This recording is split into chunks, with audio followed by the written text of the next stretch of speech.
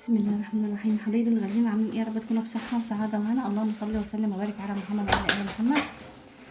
طبعا انا جبت ملوخيه النهارده خضراء لان لقيتها رخيصه. تمام. جبت نص كيلو ب10 جنيه. غسلتها كويس لان كانت بصراحه مليانه طين.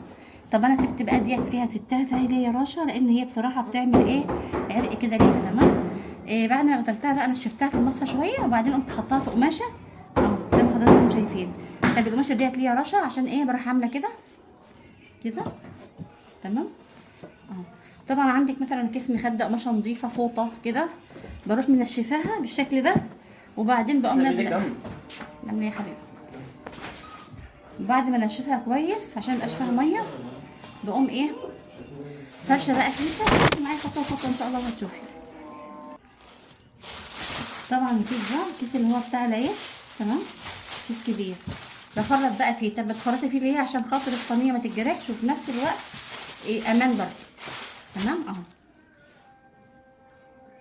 بعد ما نشفتها بقوم نازله بقى بيها شايفه مفيش فيها ميه، لو فيها يبقى فيها حاجات بسيطه خالص. تمام اهو.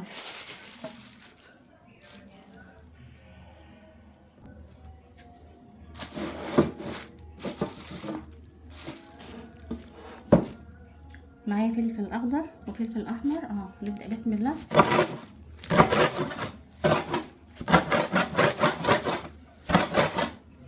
طبعا بقى بتفكرنا بايام زمان. ربنا يدي امهاتنا جميعا الصحه والعافيه يا رب اللهم امين.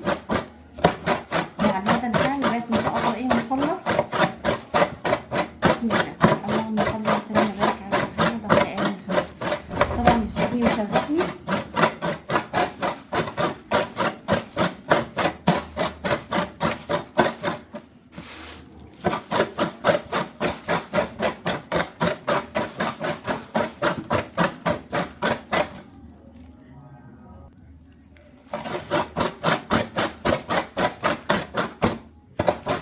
كلموني من أنهي بلد. أبقى فرحانة ومبسوطة لما تكتبوا لي التعليقات.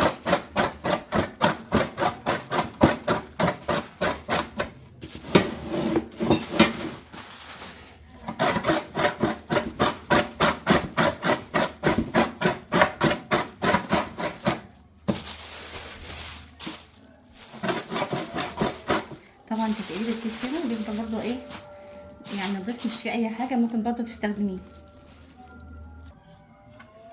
بسم الله ما شاء الله، ما خدتش مني أي وقت خالص. وكمان ناعمه وحلوه خالص. عاوزه تخشنيها براحتك، عاوزه تخليها ناعمه عن كده مفيش مشكله، كله شغال.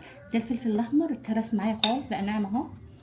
بسم الله ما شاء الله. لو انت بقى عاوزه تعينيها في التلاجة كيس برده من بتاع اللبن، قومي حطاها كده فردها خالص، ما تخليهاش كتل، وقومي محتفظه بيها. طبعا بقى معايا الدقه اهي، بنزل بنص التوم في قلب شويه الشوربه وبعد كده اقوم انزل بالملوخيه واقوم محمره النص الاخراني اهو. سهله جدا، اسهل من كده مش هتلاقي ان شاء الله. طبعا مش هعملها دلوقتي، فانا حبيت بس اوريكم تخريطها يعني كده اهو. في امان الله، مع فيديو جديد ان شاء الله.